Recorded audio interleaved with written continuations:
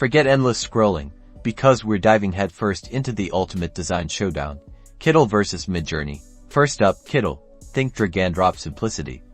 Pick from thousands of professional templates for logos, social media posts, even merch. Customizing text is a breeze. Tweak fonts, add cool effects like shadows and gradients, all with intuitive controls. No design experience needed. And the best part, Kittl is packed with tons of ready-to-house graphics. Just search, click, and drop. Creating a unique design is super fast. Now, let's talk Midjourney. This AI powerhouse transforms text prompts into mind-blowing images. The possibilities are truly endless. Want a photorealistic dragon wearing a suit, or an abstract landscape made of candy?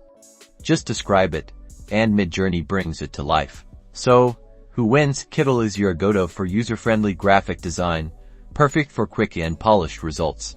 Midjourney unleashes limitless creativity, ideal for unique visuals and artistic exploration. Ultimately, the best tool depends on your needs.